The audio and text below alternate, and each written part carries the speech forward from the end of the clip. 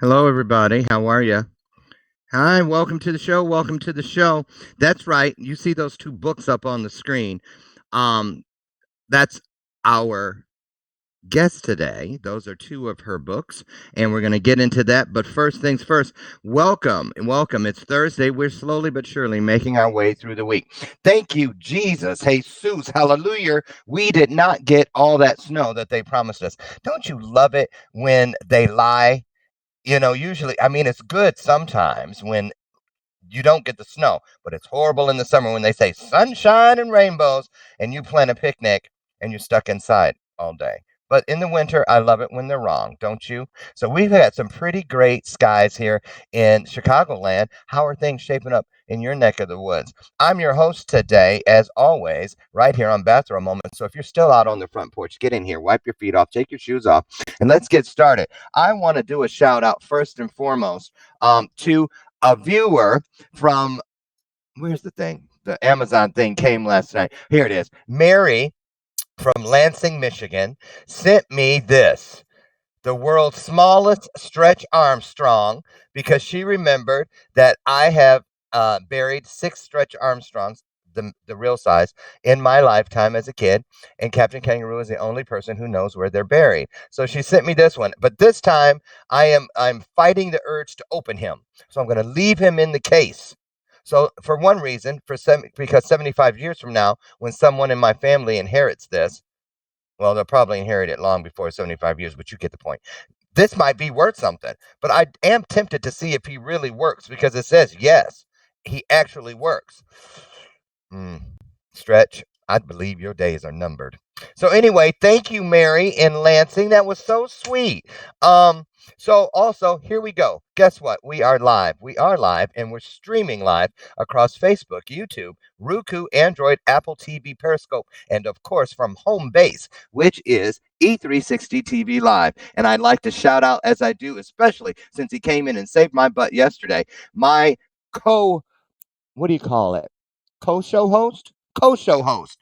I made that up. Joshua T. Berglund, who is the host of Gratitude Unfiltered, the show right before this show. And so, hey, buddy, how are you? If you guys can get up an hour earlier, I highly recommend you try to get up, get over, and check out Gratitude Unfiltered. Start your day with a bowl full of gratitude and Joshua T. Berglund. Right here on E360 TV Live. And also, welcome, welcome, welcome, ringing the bell of purpose to help welcome our newest sponsor for the entire month of March. And they got started early with us. Got a few days to get the bugs out, the kinks out. But I'm speaking of, look at the top of the screen, symposium.us. Now, I love Symposium. I've used them for many things. And you see what it says, where conversation becomes currency. What does that mean? Well, if you get over and you download the app today or simply check them out on the web, you'll see all the different great opportunities that you have to convert your viewers into pay-per-viewers. You can do everything from simgrams, one-to-one, like masterminds and symposiums. You can do one-to-many. I have used every platform, and I'll tell you this, every single time I have used or posted something, a class or anything, a mini mastermind on Symposium, lots of people have come. I've hosted more shows on there, I think, than anybody on Symposium, which is why they are sponsoring Bathrobe Moments. So get over and check out symposium.us. I guarantee you, you won't be sorry. So let's get started. Let me see. I don't think there's anything new. I didn't see anything in the news that was all too, everything's all about the election and the campaigners and the debates and the this and the that. So we're going to stay away from that. And today, our guest is Dr. Janice Hooker Fortman. Now, she's been here before, but she's coming back today in a different capacity. Mm. Oh, wait.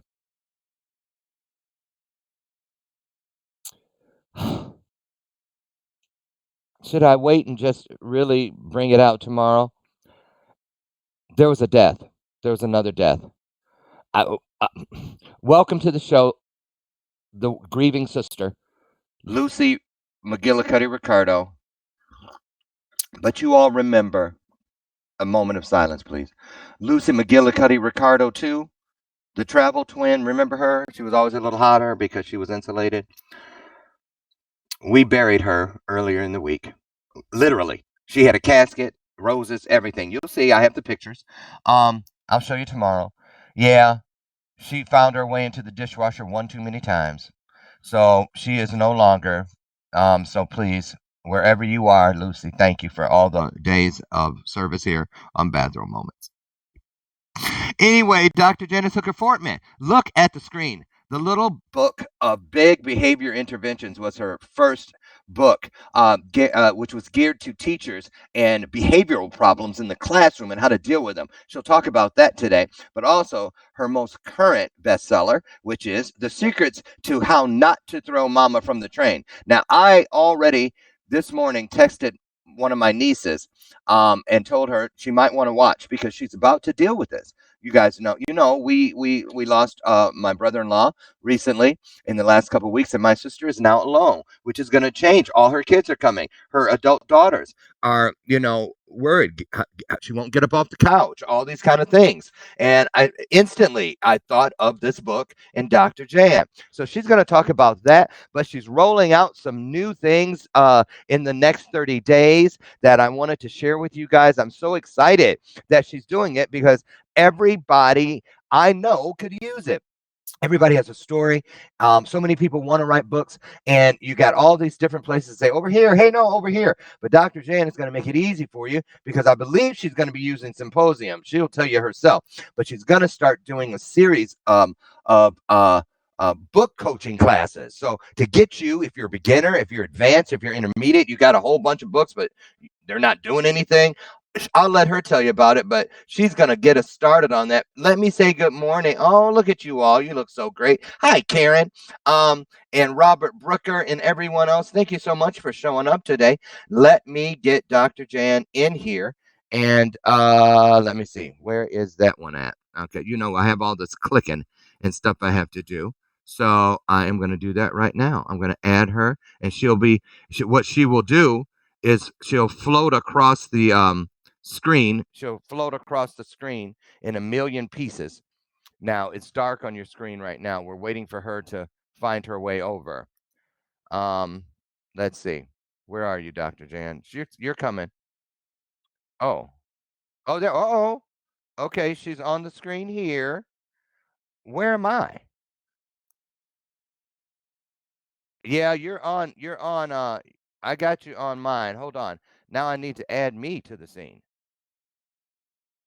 Okay, now I want to make me a little smaller. This is how you become appreciative of that day, which will come when some show will be on NBC, ABC, because I want to be on the place with Jimmy Fallon. So hold on, and you don't have to do this kind of stuff. Oh, okay, I like that configuration. Let's go with that one. Okay, so now I'm gonna send you. Now you're about to fly through the sky. Watch this. Oh, wait a minute. I don't like that camera. I'm changing my camera. It's got me all goofy. Okay, Dr. Jan, Yeah, hurry up and fly through the sky. There you are. there I am. Yay. Now I'm changing my camera. Hold on. Because I look okay on the regular screen. Never mind. I'm gonna leave it alone. Okay, because I don't want to waste any more time. There. Oh, Okay. I can actually make you bigger. I mean, might as well. Okay. There we go. Okay, there. Now I updated it. You're a little bigger. Okay, so how are you? I am great. How are you this morning? Good. Welcome to the show. Thank you for taking time out of your day. Now, I know you've been up for hours because you get up and go to the gym every day. At what time? Between 4:30 and 5 a.m. I get to the gym around between 5:30 and 6. There is an actual name for people like you. It's overachiever, and that's okay. I am encouraged though because I plan to start doing something similar. I don't know if it'll be 4:30, but probably by 5 I'll be there. Seriously, got to get going. Got to get going. You guys, if you don't know what this is the Bell of Purpose. This is new for season 4 here on Bathroom Moments, and what it means is whenever our guest or one of you throw something on the screen or it comes out of our guest's mouth, something that they're dropping that we say, yes, can I get a hand up in here? I'm going to hit the bell. And that's your cue to be a part of something bigger than yourself. Invite somebody, hit the share button, let them know, it's going down over here on Bathrobe Moments, or simply show some love on the screen, hit the hearts, thumbs up, let our guests know that we appreciate the golden platinum nuggets that they're throwing out. Won't you do that? The bell of purpose. So, Dr. Jan, tell us what's going on, and which book do you want to talk about first? Well, let's talk about my little book of big behavior interventions first, because that was the first book that I wrote. Okay. And I was a special education teacher. Well, actually, I taught special ed, and then I also taught fine arts. But I taught from kindergarten, and then I also taught in the high schools. But when I was teaching primary school age kids, I noticed that, and a lot of them had learning disabilities or behavior issues. But Okay. I noticed that even in the regular classrooms, there were certain misbehaviors, really 10 most common misbehaviors that these kids did. And I started just kind of looking at, and I thought, there's some plain, everyday, old-fashioned interventions that you can do with little bitties just to keep that misbehavior from escalating. And so that's why I wrote that book. Just, why they did what they did. Usually it had to do with attention getting, any attention is better than no attention. You know what I'm saying? Right. Yep, that was me. Yeah. So they would misbehave usually because they wanted some attention. So when you wrote that book, I'm assuming the audience was parents and teachers? Yes, parents and teachers. So a lot of teachers who purchased the book would just put it, it's a small book, and they would just put it on their desk.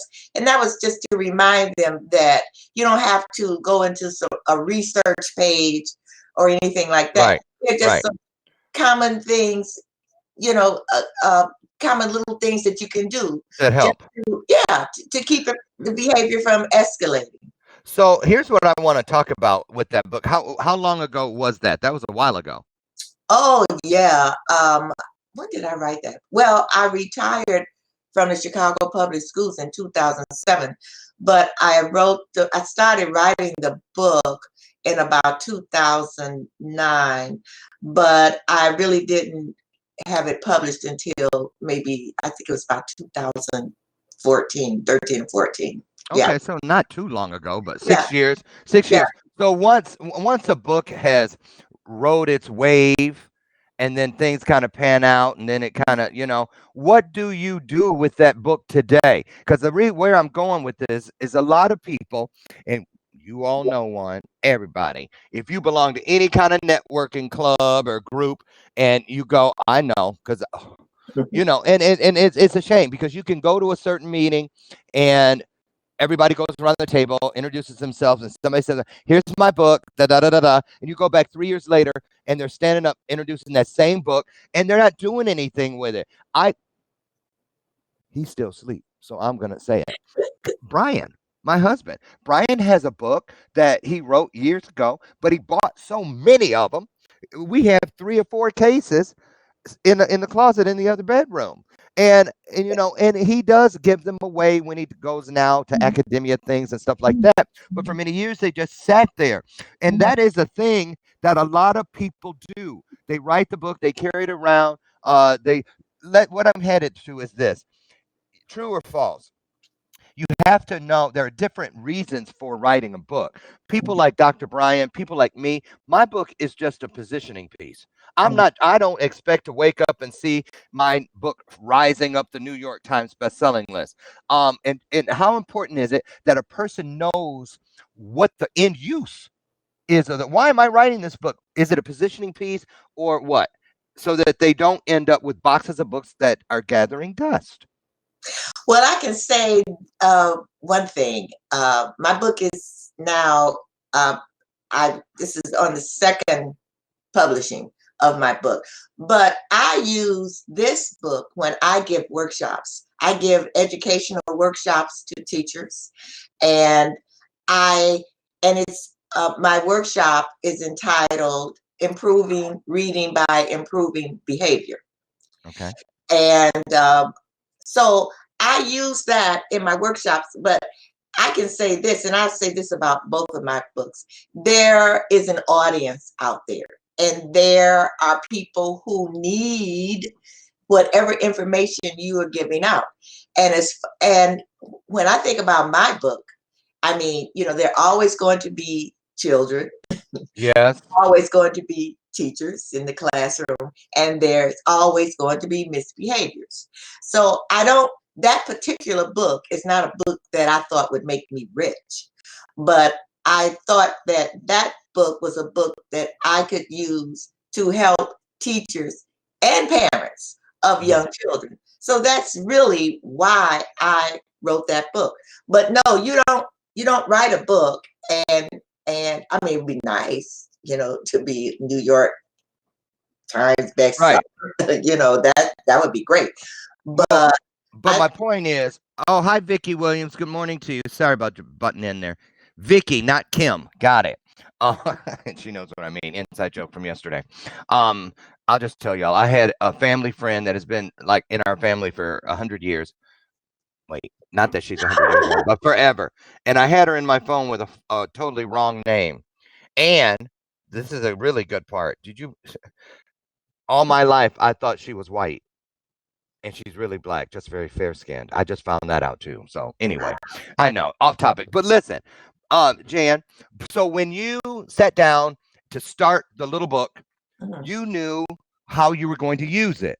yeah, Right, which helps with it, not just sitting and not just running around. Look, I got a book. Look, I got a book. Look, I got a book. Especially in this day and age of self-publishing, right, where you know what I'm saying. It used to be, if you had a book published, that meant it was worthy. Somebody said, "Yes, this is it. We're gonna put," But now that we can self-publish, anybody can have a book, and it doesn't mean right. how many books do you have. We all know. We all know we got a lot of books that people have given us that we've purchased that uh, all kinds of ways we've acquired them and haven't cracked one page. True. Haven't cracked right. So, Wait. excuse me. Yes. So let's talk about your latest book, and then we're going to get into some overall things that anyone watching, some pitfalls to avoid, some tips to pick up and take with you, and some other things, and get into your new offerings to help people get to where they need to go with their new books. So tell us about the new book. I love the title. Every place I've ever been where I've watched you speak or present, and you say the name of your book, the room just loves it. So how did you get to it, and what's this book about? The title of my book is The Secrets to How Not to Throw Mama from the Train. Now, why did I write that book? I am the only daughter of a family. I had four brothers. One is deceased. And my mom and we were very close because I was the only girl. We did all kinds of things together. But as she got older, our relationship started changing. Now, what I found out later, of course, is that she was going into early dementia. But we would bump heads all of the time. Our relationship went from a wonderful, loving relationship to a combative relationship. And I really didn't understand what was going on. So what I did, I would complain. I would complain to my girlfriends. And one day I was sitting in a restaurant talking with a girlfriend of mine. And I was just talking about some of the things that was happening with me and my mom. And this lady was in a booth next to me. And she said, I don't mean to butt in, but, I'm having the same issues with my mother. It just seems like Everything I say, she turns it around. We argue all the time. She accuses me of things. Mhm. I don't know what's happening.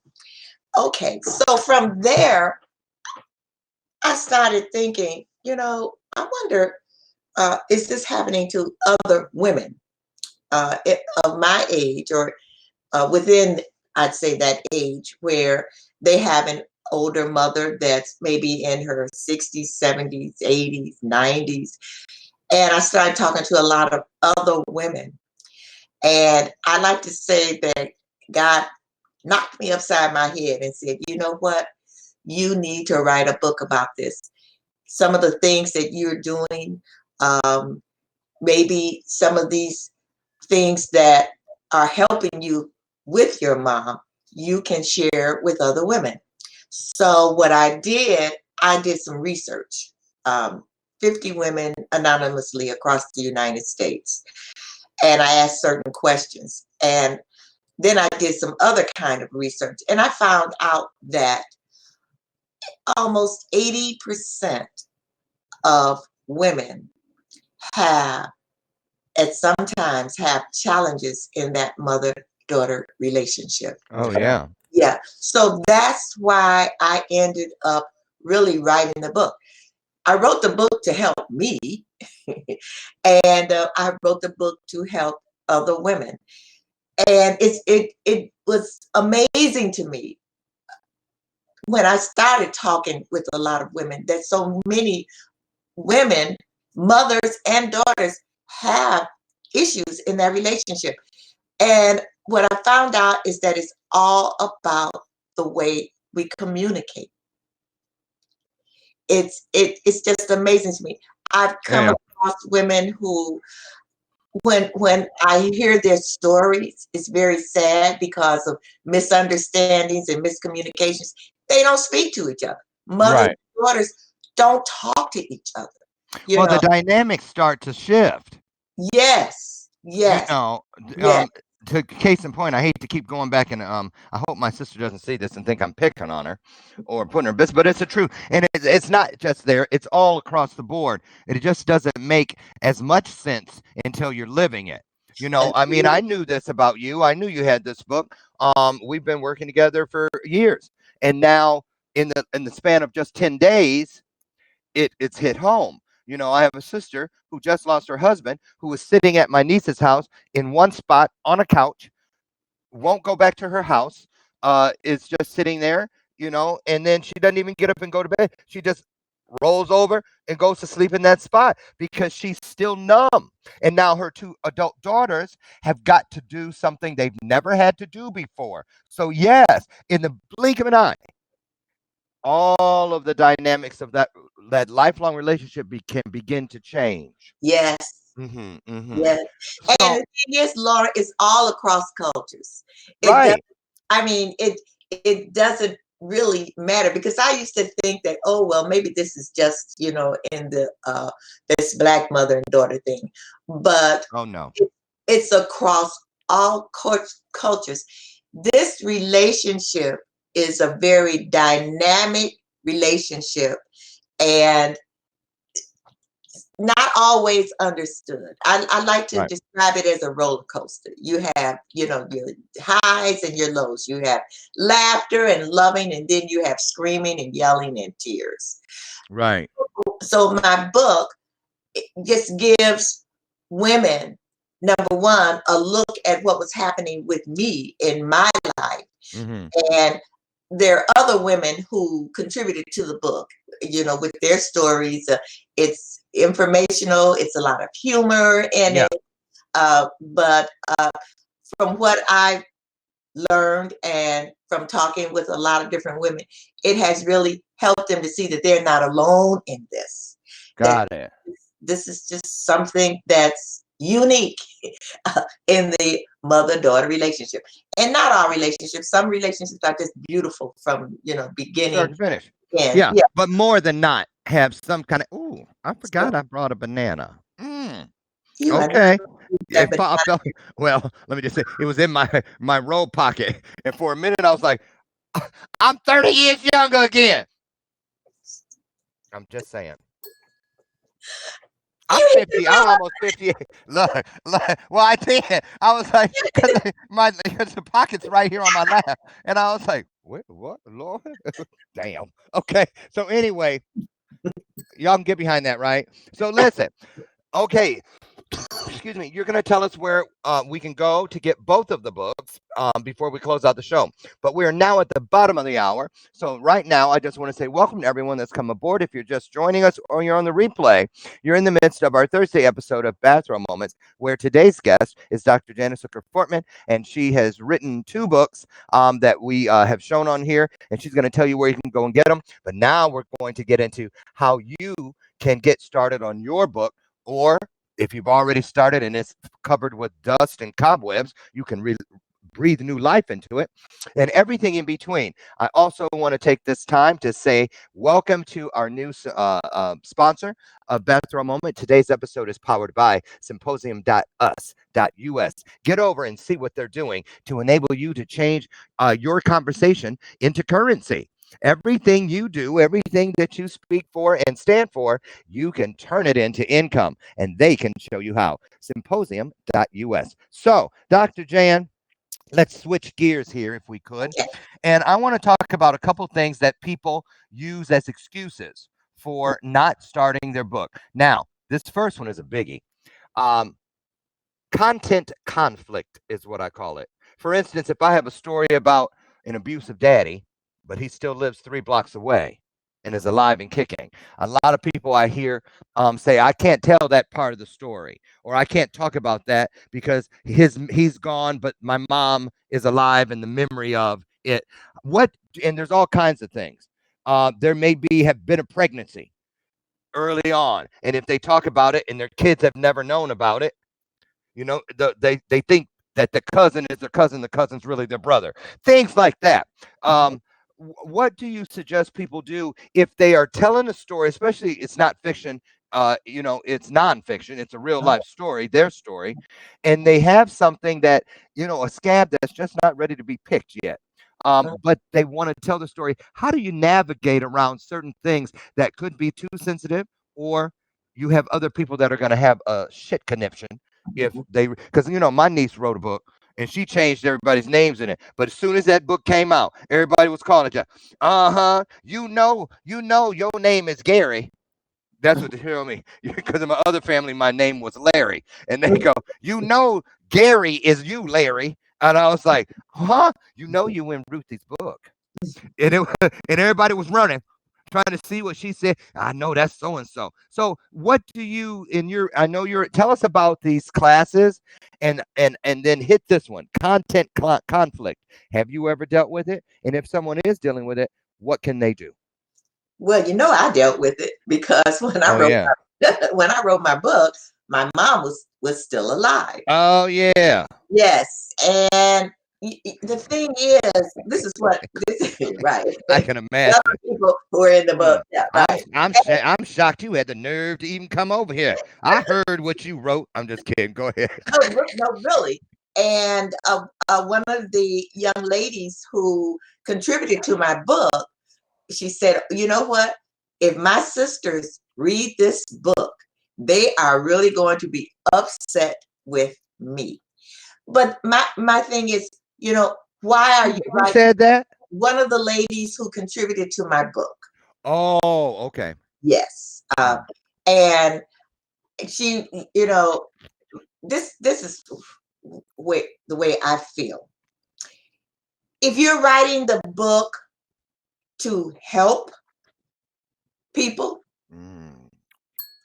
that's and that's your why. Mm-hmm. Write that book. Yeah, change the names because you don't want to get sued. Right. Or But jumped. Or jumped. or jump Especially in our families. because I mean, think about this. Even when you are giving a presentation or giving a speech, even especially with you, Loren, there are people in that audience who are going to say, "Did he know me? Is he talking about me?" Mm, You know what I'm saying? I do. Yeah, and write that book. If it's something that you need to get out of you, then get it out, because What you're going to help more people than you're then? going to, quote, Right. hurt. So, What is it that we have this false sense of loyalty to? But don't you think some of that is cultural? What goes on in this house yeah, stays in this house, and yeah, family secrets and things like yeah, that. So, and I'm the only reason I thought this was important to bring up was because everybody thinks it's so easy, and I think sometimes we need to consider the repercussions.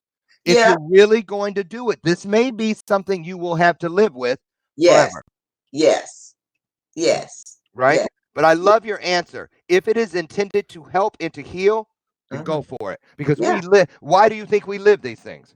right. We live them so that It's we a can have lesson. solutions for others. Yes, yes, yes. And Okay, it's a lesson for you as a writer, and it's also a lesson for the reader. so let me ask you, Jan, at any point, or even now, and posthumously, because your mother's passed on, Yeah. do you ever feel like, I wish I hadn't put that in the book. Man, I was a little harsher.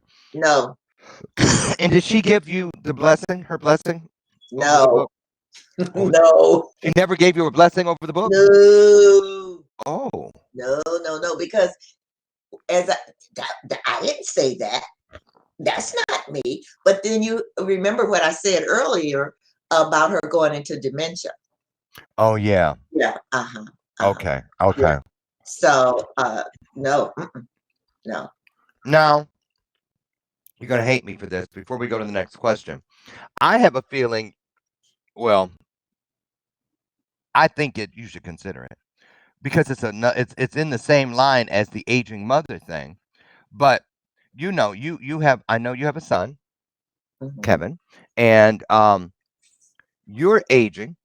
I'm aging, and I love in your story because you mentioned it at our event a couple weekends ago how your mother was in her 90s Yes, and still wearing heels, she passed that age 98.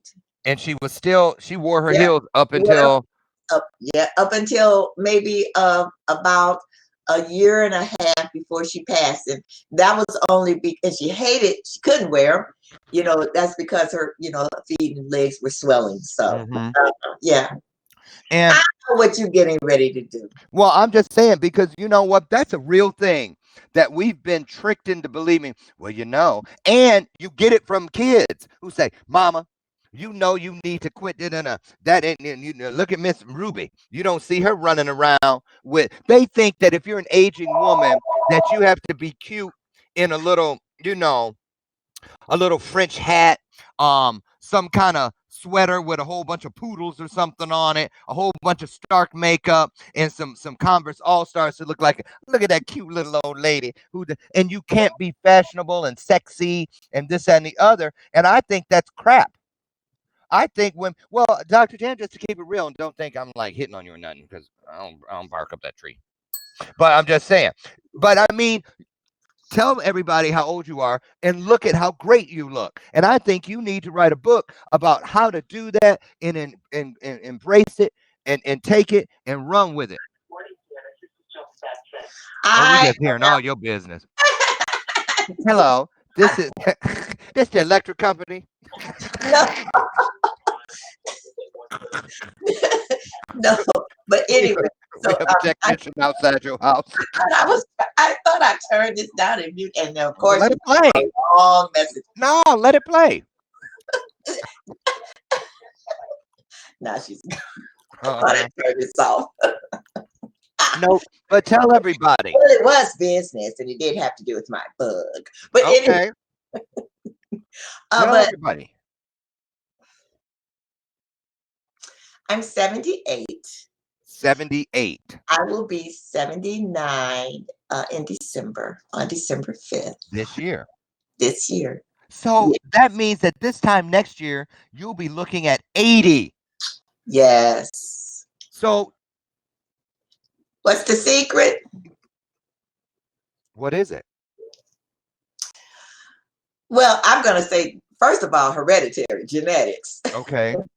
Because on both sides of my family, they live long. Thank you, God, for letting me live this long, and hope I live to be 100. Amen. And we really don't have, other than the usual, some of my relatives have maybe high blood pressure and diabetes.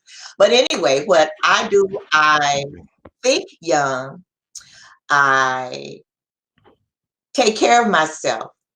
Like you said, I work out, really work out. Yeah. And I have a young frame of mind. I don't dress like an old lady. I don't think like an old lady. Right. And then, of course, I have a younger husband. I knew you were gonna say. I was gonna say, don't forget that. Okay, so why did I bring that up?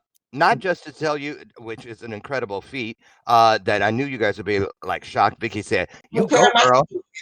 See, absolutely. But I am a firm believer that our content, which leads into our next thing, because my question was, is writer's block real? It is to some people, but I have the mindset that our greatest content, whether you're speaking, writing, whatever it is, to tell a story, your greatest content can be found many times, oftentimes, in the life you're currently living or that life you've just recently lived. And so, right there is a book that you get up every day. I mean, how many 78-year-olds get up at 4:30 in the morning to be at the gym at 5? That is something that if somebody wants what you have, there's one way you can get it. I'm not saying it's the only way, but it is one because I'm living proof of it. My point is, we are authorities. Write on things that you know, not something you overheard, not something you ordered off Amazon and studied. Now you're going to write about it, something you've lived. I believe that our greatest stories, we can only be great storytellers if we have been great story livers, right? Very true. Yeah. Okay. Okay. Yeah. So then let's say someone has taken some of your tips, say they made it through 1, 2, or 3 of your stair step classes for your book coaching program, and now they have their book. Now what? Now we're going to talk about how to market that book. And there's several ways. I always tell people you can use your book really as a business card, because you never know who needs your information, whatever it is that you're putting out there. So we talk about marketing the book. We talk about hardbacks versus ebooks, putting it on Amazon, putting it on your website, doing a book launch, all kinds of things, letting people know that you have a book, you have something to offer. But you don't go to it with, I'm trying to make money, I need to sell this book. You market your book by letting people know that you have something that you're offering that usually is going to either help them, it's going to change their lives. It's going to educate them, because there are all kinds of books to write. Everybody, even though you're living your story can be anything. Your story can be about a person that has really influenced your life, and you want to let people know how they have influenced your life. People write stories about their pets and what their pet meant to them, like your Lucy and Ethel. You know what I mean? Yes. And how they interact with each other, and how you interact with them, and what they bring to your life. So when you say about living it, we live all kinds of, I could write a book about working out and how much I hate it. Right. Okay. But why I do it and what it does for me. You see what I'm saying? So you can write a book about anything if you feel that you have something to offer people, right? You have something to give to people. Now, do you think that part of the, because there's so many things I saw at your presentation, and I'm hoping that you will offer your workbook to any viewer today that wants to get started and maybe see what they could expect should they take one of your classes next month? Well, what I'm planning to do is, and what's coming soon, is my workbook and workshop on symposium. So I want Okay. people to look for it. Yep. Yes, so I will be doing that. I'm getting everything ready to put it out there on symposium. Right. To be there actually in March. In March, because the reason I mentioned that, Jan, is and for you guys out there, is because there are a lot of different things. People think like in there you're going to say, oh, find your workspace, oh, get your tools, Yeah, find a place that's comfortable, yeah, but those are external things. yeah. I want you to talk for a minute, if you could, about the internal prepping, because you have to, I would think that, I mean, yeah, I have a book, but I wrote it with my coach way back at the beginning of my career, and I was confident in what I was writing. I didn't really care if people, like didn't like it or not, because I was getting paid. I'm writing the book on how to get paid speaking gigs because I'm getting them. But what about the person that tells that sensitive story or whatever, and then they go to Amazon and someone bought it and said, I hated it. I mean, you have to. How do you have to condition yourself to be ready for the good, the middle, and the rotten tomatoes, right? Yeah. The And good, the bad, and the ugly. yeah. So how does a person prepare themselves for, because we all, it's like your baby, like that's your baby, and nobody thinks their baby is ugly. Right. Trust me. Look, I ain't mentioning no names, but we and Vicky, you know what I'm talking about. We were talking about. Never mind. Those babies where you peel back. Oh, that's it. And they put back. Go. Oh. Oh, isn't that a cute? Isn't that a cute little onesie? Right? So, honestly, it's like everybody thinks that their work is phenomenal, but then even before it's out, you got to push it over to what? An editor, and they're gonna take a blue pencil and mark and slash and cut and change. And I know, because every time I did it with my chapters and something came back to me, I was like, I can't stand your wretched ass. I mean, that's really what I was thinking.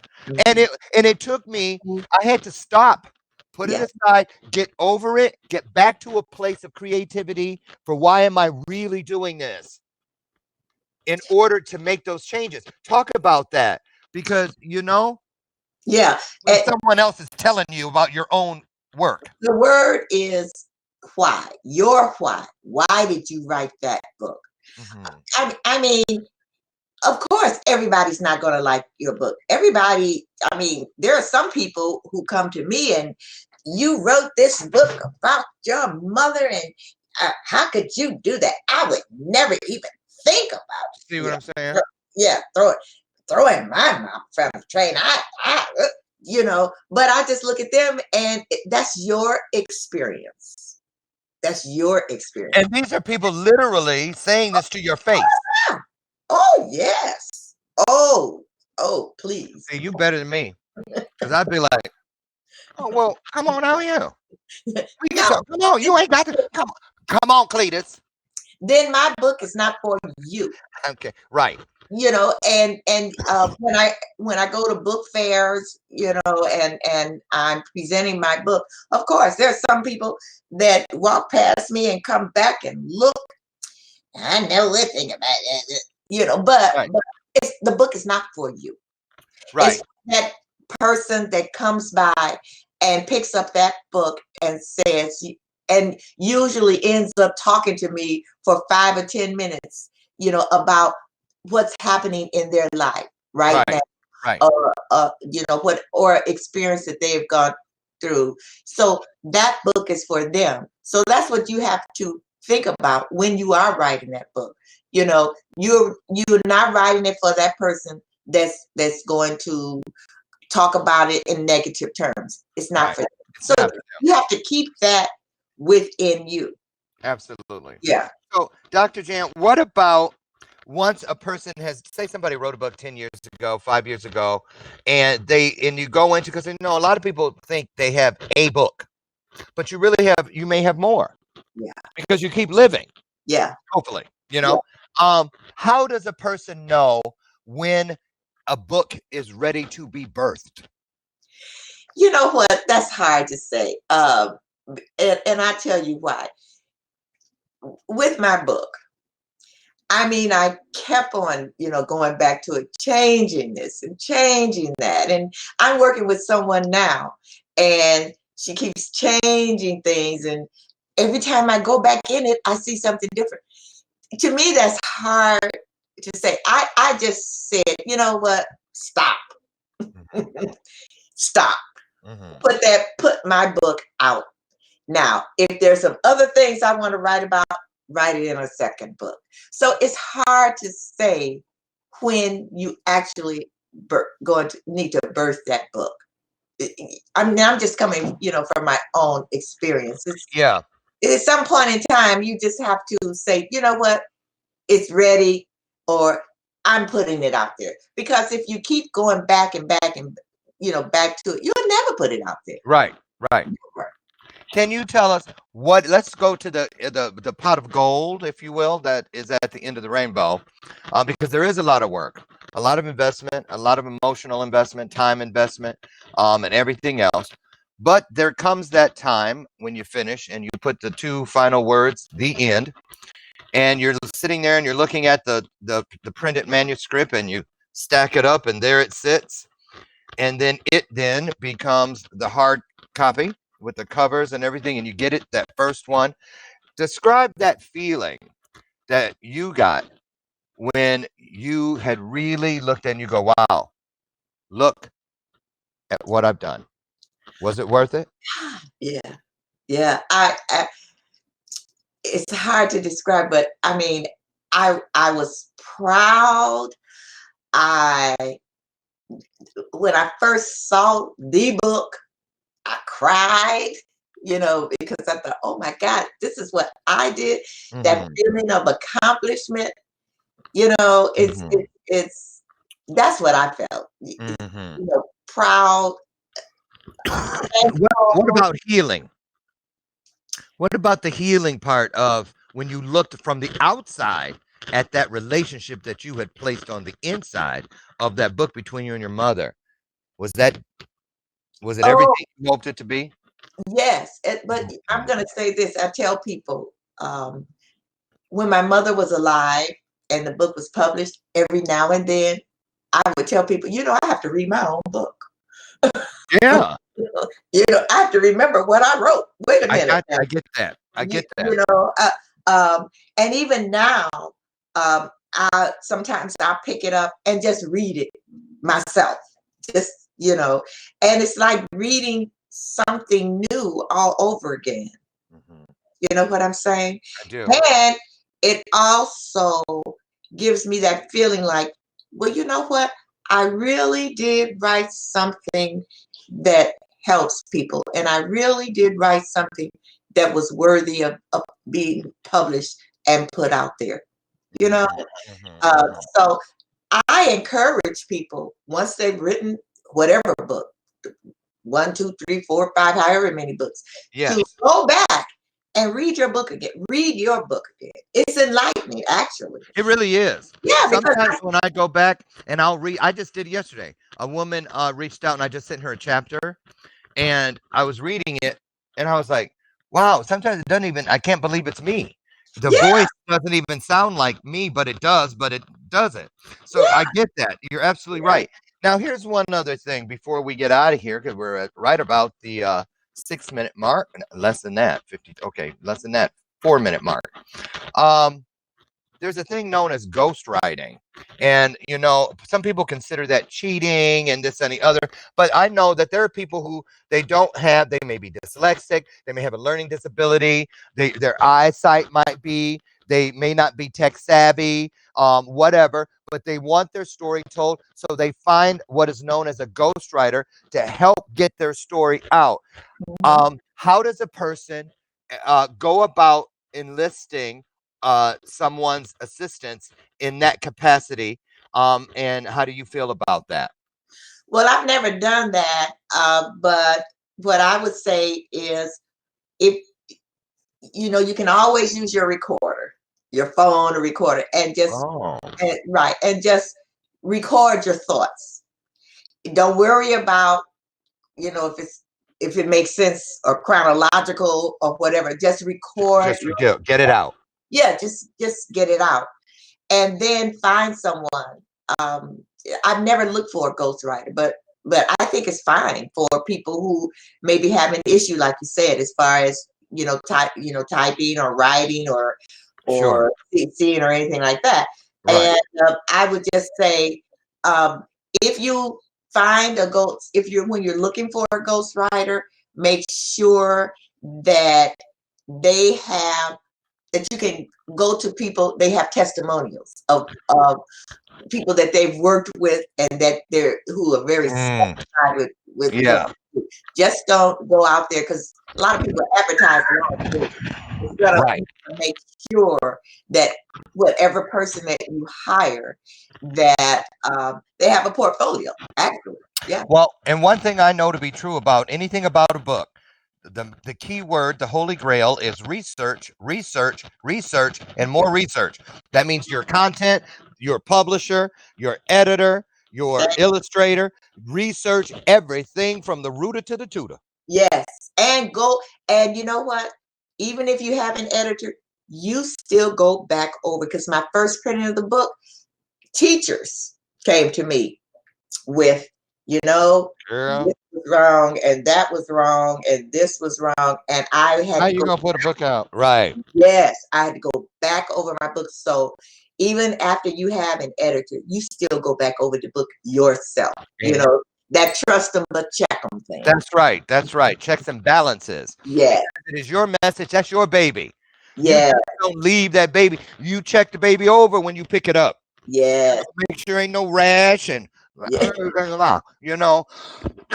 all that. So I get it. Wow. We could be here all day. Jan, before we get out of here, again, tell people where they can find the book. They can find the book on Amazon.com. Okay. Just type in The Secrets to How Not to Throw Mama from the Train. Okay. It's hard copy and ebook. And put that in the comments too, would you? Yes. And also the little book of big behavior interventions, also in ebook format and hard copy. You can also go to my website, www.drjanicespeaks.com. That's DRJANICE speaks.com. There it is. Thank you, Dr. Jan. Everybody, time's up. We got to go. I will see you all tomorrow. Thank you, Dr. Jan, for everything that you brought today. If you guys would like to continue the conversation, watch the comment. She's about to go and drop in all of her connectors, or you can reach out to me personally, and I'll do the introduction myself. Thank you. I'll see you guys here tomorrow morning, bright and early, God willing, for our next episode, the last one of the week. Wait, what's today, Thursday? Yeah, tomorrow's the last one of the week. Senior moment, Friday, and we'll do it all over. So I'll meet you out on the front porch. God bless you. Have a great day, and thanks for joining us. Okay.